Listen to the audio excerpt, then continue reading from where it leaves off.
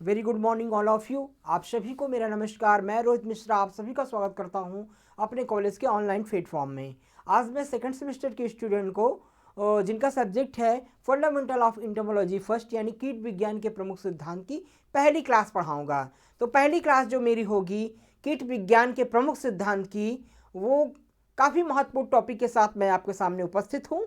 और इसके अंतर्गत जो है वो कई सारे टर्म्स हैं जो आपसे अक्सर पूछे जाते हैं एग्जाम्स में, वो लेकर के मैं आया हूँ। तो जो बेसिक जानकारी है एंटोमोलॉजी के, उससे रिलेटेड चीज़ें हम आज आपको बताएंगे। तो आइए अपनी क्लास को स्टार्ट करता हूँ मैं। तो सबसे पहले हम जानते हैं कि एंटोमोलॉजी है क्या, ठीक है, यानी कीट विज्ञान के बारे में।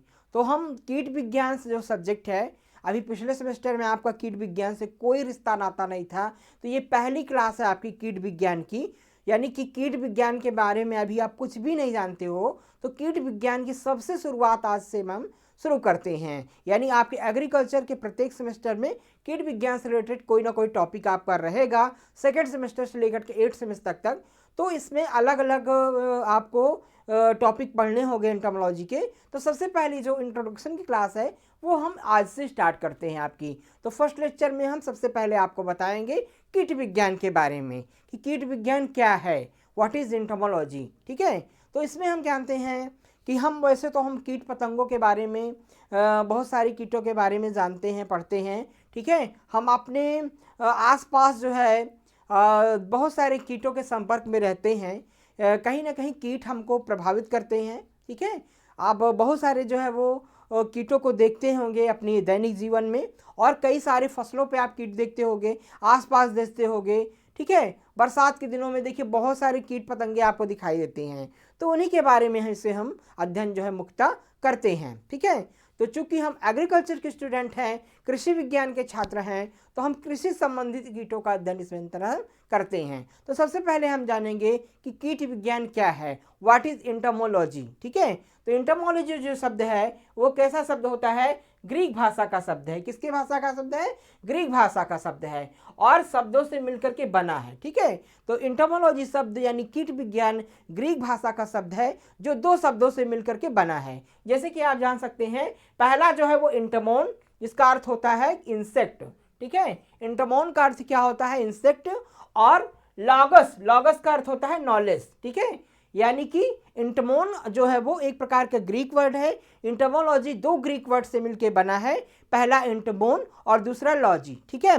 तो इंटमोन यानी कि जिसका मतलब होता है कीट या इंसेक्ट, और लॉगस, लॉगस का मतलब होता है नॉलेज यानी ज्ञान, यानी कि कीटों के विषय में ज्ञान प्राप्त करना ही इंटमोलॉजी जो है वो कहलाता है, ठीक है। तो ये एक प्रकार की कैसी होता है, जंतु विज्ञान यानी जूलॉजी की शाखा है, जिसके अंतर्गत हम कीटों का अध्ययन करते हैं, ठीक है। तो हम इस प्रकार से डिफाइन कर सकते हैं कि कीट विज्ञान यानी इंटोमोलॉजी दो ग्रीक भाषा के शब्द से मिलकर के बना है। पहला इंटमोन जिसका अर्थ होता है कीट, और दूसरा लॉगस जिसका अर्थ होता है यानी नॉलेज, यानी कि knowledge of insect is known as entomology. और ये एक प्रकार की क्या है, ऐसे भी हम इसको डिफाइन कर सकते हैं कि कीट विज्ञान जंतु विज्ञान की वह शाखा है जिसके अंतर्गत हम जो है वो कीटों के विषय में अध्ययन करते हैं, कीटों के विषय में जानकारी प्राप्त करते हैं। उसे क्या कहते हैं, उसे कीट विज्ञान यानी इंटोमोलॉजी कहते हैं, ठीक है। तो ये हो गया हमारी इंटोमोलॉजी के डिफाइन। अब इसके अंतर्गत बात करेंगे कि कीट विज्ञान के अंदर, जिसके अंतर्गत कीट के विभिन्न पहलुओं का अध्ययन किया जाता है। तो एंटोमोलॉजी के अंतर्गत क्या होता है, कीट के विभिन्न पहलुओं का अध्ययन किया जाता है। विभिन्न पहलुओं का अंतर के मतलब क्या आता है, उनका बॉडी स्ट्रक्चर कैसा होता है, उनके बाहरी अंग कैसे होते हैं, उनके आंतरिक अंगों की बनावट कैसी होती है, उनका फीडिंग हैबिटेट कैसा होता है, उनका रहन सहन कैसा होता है कीटों का, ठीक है, और उनकी दिनचर्या कैसी होती है, और उनका लाइफ साइकिल यानी जीवन इतिहास कैसा होता है, ठीक है। तो उनका पूरा जीवन चक्र के बारे में, उनकी बॉडी स्ट्रक्चर के बारे में, उनके विभिन्न पहलुओं के बारे में हम इसमें अध्ययन करते हैं। उसे क्या कहते हैं, उसे हम कीट विज्ञान कहते हैं, ठीक है। तो हम ऐसे भी डिफाइन कर सकते हैं अपनी व्यवहारिक भाषा में कि कीट विज्ञान जंतु विज्ञान की वह शाखा है जिसके अंतर्गत हम जो है वो कीटों के विषय में अध्ययन करते हैं, ठीक है। कीटों के विभिन्न पहलुओं का अध्ययन करते हैं, जैसे कि उनका जीवन चक्र, उनके इंटरनल और एक्सटर्नल ऑर्गन्स, बाहरी और आंतरिक शरीर के अंग, उनका रहन सहन आदि का अध्ययन करते हैं, उसे हम कीट विज्ञान या इंटोमोलॉजी कहते हैं। ठीक है, यह दो ग्रीक भाषा के शब्द से मिलकर बना है। पहला इंटमोन जिसका अर्थ होता है इंसेक्ट, दूसरा लॉगस जिसका अर्थ होता है नॉलेज, यानी knowledge of insect is known as entomology. तो मैं उम्मीद करता हूं कि आप लोग बिल्कुल समझ चुके होंगे कि इंटमोलॉजी क्या है। अब आगे बात करेंगे कि जंतु जगत में, ठीक है, जो हमारा जूलॉजिकल वर्ड है, जूलॉजिकल वर्ड में कई सारे फाइलम्स होते हैं इंसेक्ट के। ठीक है, जो कीटों के हैं यानी जंतु जगत में कई सारे फाइलम्स हैं प्रत्येक जीव को। ठीक है, जूलॉजी में हम किसका अध्ययन करते हैं? जीव जंतुओं का अध्ययन करते हैं। तो जीव जंतुओं में सारे जीव जंतु आ जाते हैं, एनिमल्स भी आते हैं, रेप्टाइल्स भी आते हैं, इंसेक्ट भी आते हैं, ठीक है, एवियंस भी आ जाते हैं। तो सारे जंतु जगत में लगभग की पूरे जूलॉजिकल वर्ल्ड में लगभग 20 फाइलम्स हैं। ठीक है, 20 समुदाय हैं, जिसमें से आर्थ्रोपोडा है, आर्थ्रोपोडा समुदाय जो है वो सबसे बड़ा समुदाय कहा जाता है। सबसे बड़ा समुदाय कौन सा होता है? आर्थ्रोपोडा। ठीक है, आर्थ्रोपोडा जो है वो सबसे बड़ा समुदाय जो है वो होता है। ठीक है, तो आर्थ्रोपोडा जो समुदाय है वो सबसे बड़ा समुदाय होता है। और आर्थ्रोपोडा समुदाय के अंतर्गत कौन से आते हैं? ये इस कई वर्ग आते हैं, जिसमें से कीट वर्ग अत्यधिक जटिल एवं विशाल है। ठीक है, तो आर्थ्रोपोडा में कई सारे वर्ग आते हैं, कई सारे लाख कीट आते हैं। ठीक है, लगभग 12 लाख प्रजातियां आती हैं कीटों की, लेकिन जो है वो लगभग 6 से 7 लाख जो कीट की प्रजातियां हैं वो उस सेक्टा वर्ग से जुड़ी होती है। ठीक है, तो आर्थ्रोपोडा जो है वो जंतु जगत का सबसे बड़ा समुदाय है, यानी सबसे बड़ा फाइलम है। और समुदाय के अंतर्गत, ठीक है, आर्थ्रोपोडा समुदाय के अंतर्गत जो सबसे बड़ा ऑर्डर है इंसेक्ट का वो है इंसेक्टा। कौन सा ऑर्डर है? इंसेक्टा, जिसके अंतर्गत क्या आते हैं? सारे कीट वर्ग जो है वो रखे गए हैं। तो आपसे पूछा जाए कि कीट वर्ग को किस समुदाय में रखा गया है, तो आर्थ्रोपोडा समुदाय में रखा गया है। अब किस ऑर्डर में रखा गया है कीट वर्ग को, इंसेक्ट को? तो इंसेक्टा ऑर्डर्स में रखा गया है। तो फाइलम पहले होता है समुदाय, और समुदाय के अंतर्गत क्या होता है? ऑर्डर होता है। ठीक है, तो जैसे आप क्लासिफिकेशन पढ़ेंगे तो ये सारी चीज़ें आपको बताई जाएंगी। तो जो ऐसा अनुमान लगाया जाता है कि विश्व में समस्त जंतुओं की लगभग 12 लाख जातियां हैं, जिसमें से लगभग 6 से 7 लाख जातियां केवल कीट वर्ग के अंतर्गत आती है। ठीक है, तो लगभग 12 लाख जातियां जो भी हैं पाई जाती हैं जंतु जगत में, उसमें 6 से 7 लाख जो कीटों की प्रजातियां हैं वो इंसेक्टा के अंतर्गत आती हैं। ठीक है, तो कीटों को किस ऑर्डर में, किस वर्ग में रखा गया है? इंसेक्टा वर्ग के अंतर्गत रखा गया है, जिसमें 6 से 7 लाख कीटों की प्रजातियां जो है वो आती हैं। ठीक है, तो ये थी कि आपको जनरल इंफॉर्मेशन थी कि कीट विज्ञान क्या है और कीटों को किस वर्ग में व्यवस्थित किया गया है। ठीक है, इसके बाद हम बात करेंगे ब्रांचेज ऑफ इंटमोलॉजी, यानी कि इंटमोलॉजी की प्रमुख शाखाएं कौन कौन सी हैं। अब ब्रांचेज की बात करें तो इंसेक्ट की जो है वो कई सारी शाखाएं हैं, इंटमोलॉजी की कई सारी ब्रांचेज हैं, सब ब्रांचेज हैं, जिसमें हम कीटों का स्टडी जो है वो अलग अलग भागों में कीटों का अध्ययन हम करते हैं। तो आइए इनकी मुख्य शाखाओं के बारे में हम आपको बताते हैं। तो सबसे पहली शाखा जैसे इनकी मॉर्फोलॉजी, आकारिकी जिसको हम बोलते हैं। ठीक है, तो आकारिकी क्या होता है? Morphology, insect morphology. Insect morphology में हम किस चीज़ का अध्ययन करते हैं कि कीट के शरीर की रचना के अध्ययन को आकारिकी यानी मॉर्फोलॉजी अथवा आकृति विज्ञान कहते हैं। इसे पुनः 3 उपशाखाओं में विभाजित किया गया है। ठीक है, तो हम morphology is the study of the insect body structure, कीटों के शारीरिक संरचना का अध्ययन हम मॉर्फोलॉजी यानी आकारिकी में हम करते हैं। अब आकारिकी जो है मॉर्फोलॉजी की कई सब ब्रांचेज हैं, उसको अलग अलग डिवाइड किया गया है। जैसे कि एनाटॉमी, एनाटॉमी में किस चीज़ का अध्ययन करते हैं? इसके अंतर्गत कीटों के बाह्य एवं आंतरिक भागों का अध्ययन करते हैं। किस चीज़ का अध्ययन करते हैं? कीटों के इंटरनल और एक्सटर्नल बनावट। ठीक है, कीटों के शरीर की बाहरी बनावट का और आंतरिक बनावट का हम अध्ययन किसमें किया जाता है? एनाटॉमी यानी कि शरीर रचना विज्ञान के अंतर्गत किया जाता है। यानी कीटों के जो बाहरी अंग हैं जैसे कि एंटेनी, आई, माउथ पार्ट, ठीक है, लेग्स, ठीक है, इन सभी विंग्स, इन सभी का अध्ययन हम किसमें करते हैं?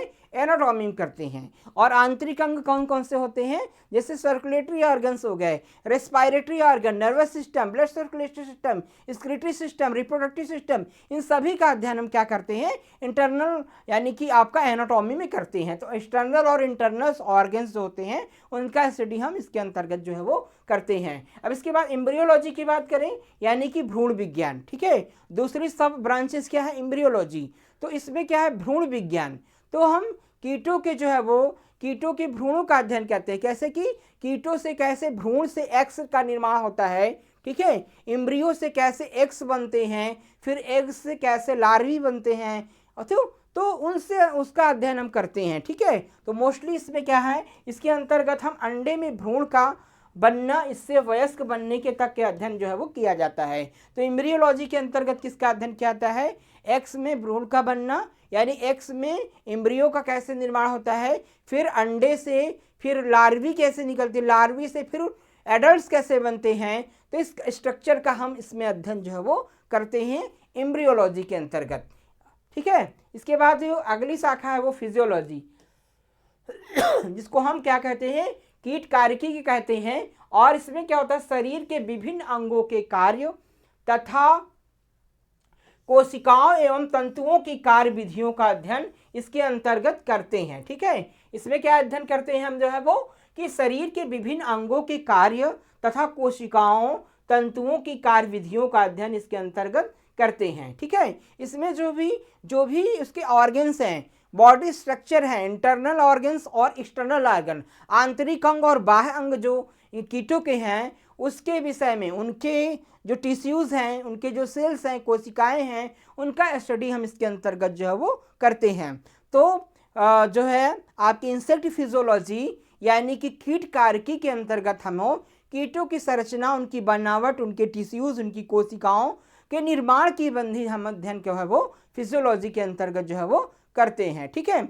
इनके विभिन्न जो अंग हैं उनका निर्माण कैसे हुआ है, कैसे उनके सेल्स का निर्माण हुआ है, ठीक है, तो इसका अध्ययन, उनकी कैसी कार्यविधियां हैं, ठीक है। यानी कि जो उनके आर्गन्स हैं, जो इंसेक्ट के आर्गन्स हैं, आँख हो गई, ठीक है, एंटीना हो गया, माउथ पार्ट हो गया, उनके पंख हो गए, विंग्स हो गए, ठीक है, उनके लेग्स पार्ट हो गए यानी उनके पैर हो गए, उनकी कार्यविधि कैसी है, ठीक है, उनकी क्रियाकलाप कैसी है, उनकी किस अंग से क्या कार्य किया जाता है इंसेक्ट का, इसका स्टडी हम किस में करते हैं, हम फिजियोलॉजी के अंतर्गत इसका अध्ययन जो है वो करते हैं, ठीक है। आगे बात करेंगे हम, जैसे कि अगली शाखा है वर्गीकरण विज्ञान या टैक्सोनॉमी, ठीक है। टैक्सोनॉमी जो है वो काफ़ी महत्वपूर्ण शाखा है इंसेक्ट की, एक प्रकार से जिसका अंतर्गत हम नॉमेनक्लेचर करते हैं, यानी कीटों का नामकरण जो किया जाता है वो किसके अंतर्गत किया जाता है, टैक्सोनॉमी यानी कि वर्गीकरण विज्ञान के अंतर्गत जो है वो किया जाता है। इसमें कीटों के वर्गीकरण एवं उनके लक्षणों, कैरेक्टर्स का अध्ययन जो है वो किया जाता है, ठीक है। जैसे कि मान लीजिए, आप सरल भाषा में आप समझने का प्रयास करिए कि जैसे मान लीजिए कि हमारा जन्म, हमारी अगर पहचान करनी हो, मान लीजिए किसी व्यक्ति की अगर पहचान करनी हो तो सबसे पहले हम उसके परिवार के बारे में जानते हैं कि ये व्यक्ति किस जात से है, किस परिवार से है, ठीक है, इसका जो है नाम क्या है, इसका परिवार कहाँ से है, कहाँ से बिलोंग करता है, तो उसके बारे में हम जानेंगे, तभी उसके बारे में हम सही पता लगा पाएंगे, ठीक है। तो किसी के बारे में से उसका आइडेंटिफाई करते हैं, उसकी आईडी हम चेक करते हैं कि ये व्यक्ति किस परिवार से है, कहाँ से है, किस ज़िले से है, कहाँ का मूल निवासी है, तब तो उसकी हम सही पहचान जो है वो कर पाते हैं, ठीक है। उसी प्रकार से कीटों में भी अगर कीट के बारे में हमको जानना है तो उसकी हम जो है वो उसका फाइलम कौन सा है, उसका ऑर्डर कौन सा है, उसकी फैमिली कौन सी, उसका जीनस कौन सी है, उसकी स्पीसीज कौन सी है, उसकी सब स्पीसीज कौन सी है, इन सभी डाटा को हम जो है वो जानते हैं, ठीक है। और उसी के आधार पर, ठीक है, उसी के आधार पर उनका नामकरण जो है वो किया जाता है, ठीक है। तो प्रत्येक कीट का जो है वो जो नॉमेनक्लेचर है वो इंटरनेशनल जूलॉजिकल नॉमेनक्लेचर द्वारा जो है वो डिसाइड किया गया है। प्रत्येक जीव का केवल एक नामकरण होता है और पूरे विश्व में उसी नाम से उसको पुकारा जाता है। तो इस प्रकार से जो इंटरनेशनल जूलॉजिकल नॉमेनक्लेचर है वो वहाँ से उसका नाम जो है निर्धारित किया गया है और पूरे राष्ट्र को उसका पालन करना अनिवार्य होता है, ठीक है।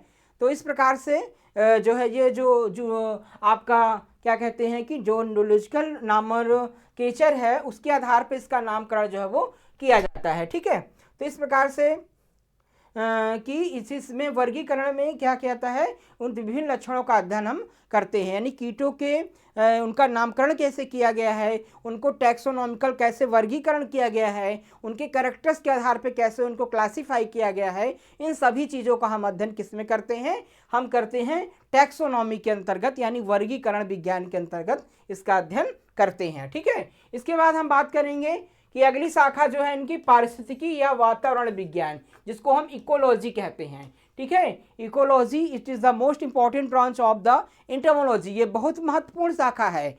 इसके अंतर्गत हम कीटों का वातावरण के साथ क्या संबंध है, कीटों का वातावरण के साथ, यानी कि इंसेक्ट रिलेशनशिप ऑफ इन्वायरमेंट, इन कीटों का वातावरण के साथ क्या संबंध है, इसका अध्ययन करते हैं। कीट वातावरण में रहता है, वातावरण का प्रभाव कीटों पे पड़ता है, उनके जीवन पे पड़ता है, उनके ग्रोथ एंड डेवलपमेंट पे पड़ता है, वो किस प्रकार से ग्रोथ एंड डेवलपमेंट करते हैं एक वातावरण पे। ठीक है, जैसे कि मनुष्य के जीवन पे, हमारे व्यक्ति के, हमारे जीवन पे क्या करता है, वातावरण का प्रभाव पड़ता है ना, जो वातावरण के तमाम फैक्टर्स हैं जैसे तापमान, प्रकाश, ठीक है, हवा, जल, वाष्प, नमी, इन सभी का प्रभाव हमारे ऊपर पड़ता है। ठीक है, तापमान में देखिए, ठंडी में हमारा दिनचर्या अलग होता है, रहन सहन अलग होता है, गर्मी में अलग होता है।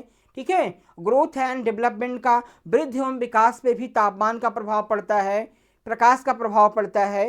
तो उसी प्रकार से कीटों के जीवन पे भी, कीटों के लाइफ साइकिल पर भी जो है वो तापमान का, प्रकाश का, हवा का, नमी का, जल का, इन सभी का प्रभाव जो है वो पड़ता है। तो कीटों का वातावरण के संबंध, कीटों का वातावरण के साथ क्या संबंध है, किस प्रकार से वातावरण के इन्वायरमेंटल फैक्टर्स, फिजिकल फैक्टर्स कैसे कीटों के जीवन को प्रभावित करते हैं, इन सभी का हम अध्ययन किसके अंतर्गत करते हैं, इंसेक्ट इकोलॉजी के अंतर, यानी कि कीट पारिस्थितिकी के अंतर्गत हम करते हैं। ठीक है, इन सभी का अध्ययन जो है वो किया जाता है। कीटों का उनके वातावरण के साथ अथवा पर्यावरण से क्या संबंध है, इसका अध्ययन हम इस शाखा के अंतर्गत जो है वो करते हैं। ठीक है, तो जैसे कि कीटों के रहन सहन पे वातावरण का काफ़ी प्रभाव पड़ता है।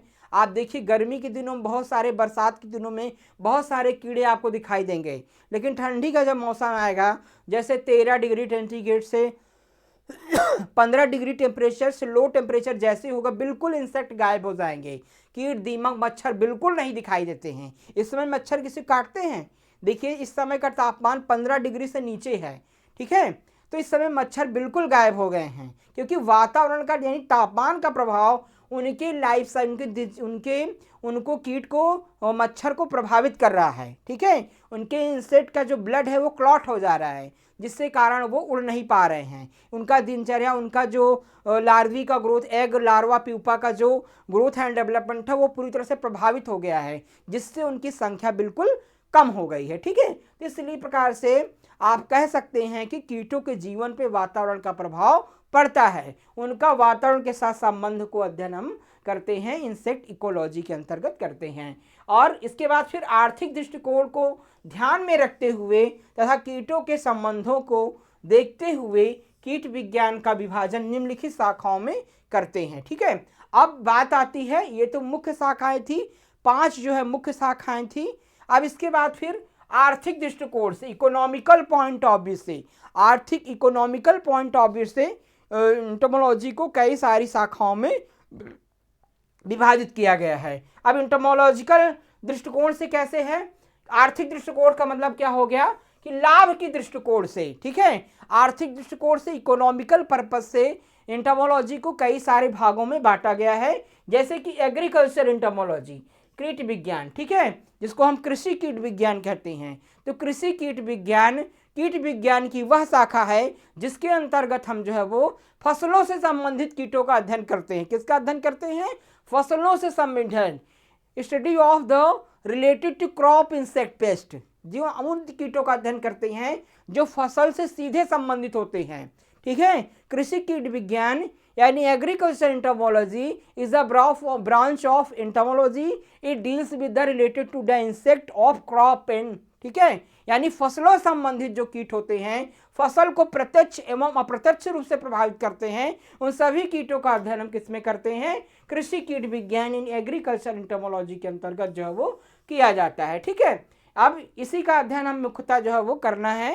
ठीक है, एग्रीकल्चर एंटोमोलॉजी ही हमको जो है मोस्टली पढ़ना है। जो कीट फसलों से सीधे संबंधित होते हैं उसका अध्ययन हम इसके अंतर्गत जो है वो करते हैं। ठीक है, चिकित्सा कीट विज्ञान यानी मेडिकल एंटोमोलॉजी, मेडिकल एंटोमोलॉजी में मनुष्यों को बीमारी फैलाने वाले कीटों का अध्ययन इसके अंतर्गत किया जाता है। ठीक है, तो मेडिकल एंटोमोलॉजी में किसका अध्ययन किया जाता है, ऐसे कीट जो कि मनुष्य को प्रभावित करते हैं, मनुष्य में बीमारियां फैलाने काम करते हैं, उनका हम अध्ययन इसके अंतर्गत करते हैं। ठीक है, तो मनुष्य को जैसे कौन सा प्रभावित करते हैं, जैसे आपके जो है वो खटमल हो गए, आपके जो है वो मच्छर हो गए, मक्खी हो गई, हाउस फ्लाई, तो इस प्रकार के कीटों का अध्ययन करते हैं जो बीमारियां फैलाने काम करते हैं मनुष्य में। ठीक है, तो गंदगी फैलाने काम करते हैं, उसका अध्ययन हम मेडिकल एंटोमोलॉजी के अंतर्गत किए जाते हैं। इसके बाद पशु चिकित्सा कीट विज्ञान वेटनरी एंटोमोलॉजी, तो वेटनरी एंटोमोलॉजी जो है पशु चिकित्सा यानी कि जो पशुओं को प्रभावित करते हैं, ऐसे कीट जो पशुओं को प्रभावित करते हैं, पशुओं में कई प्रकार की बीमारियां फैलाते हैं, पशुओं को नुकसान पहुंचाते हैं, उसका अध्ययन हम वेटनरी एंटोमोलॉजी के अंतर्गत कैसे हैं। ठीक है, जैसे आपके मक्खियां हो गई, हाउस फ्लाई यानी, और आपकी डांस मक्खी हो गई जो रस चूसते हैं, मच्छर हो गए, एनाफिलीज हो गई जो कि पशुओं के प्रभावित करते हैं, उनका अध्ययन हम जो है वो वेटनरी एंटोमोलॉजी के अंतर्गत जो है वो करते हैं। इसके बाद फिर इंडस्ट्रियल एंटोमोलॉजी यानी औद्योगिक कीट विज्ञान, औद्योगिक कीट विज्ञान जो है वो ये भी बहुत ही महत्वपूर्ण शाखा है आर्थिक दृष्टिकोण से कीट विज्ञान की। इसके अंतर्गत जो है वो, इसके अंतर्गत विभिन्न उद्योगों जैसे लकड़ी, ऊन, सूत आदि उद्योगों को हानि पहुंचाने वाले तथा रेशम, लाख और शहद आदि उद्योगों को संबंधित कीटों का अध्ययन किया जाता है। ठीक है, तो ऐसे कीट जो तमाम प्रकार के बिजनेस को प्रमोट करते हैं, औद्योगिक इकाइयों को, इंडस्ट्रियल को प्रमोट करते हैं, उनका हम अध्ययन करते हैं।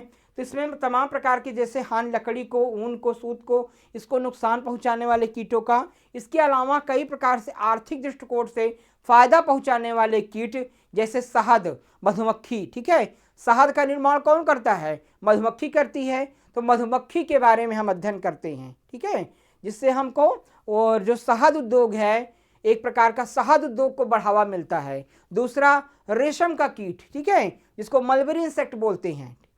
ठीक है, रेशम का कीट के बारे में, जो रेशम के धागे बनाए जाते हैं, रेशम के धागे का प्रोडक्शन करता है, उसका अध्ययन हम करते हैं, जिससे रेशम उद्योग को बढ़ावा मिलता है। रेशम से कई सारे वस्त्र बनाए जाते हैं, तो रेशम उद्योग को बढ़ावा मिलता है, यानी रेशम कीट मलबरी इंसेक्ट का अध्ययन करते हैं।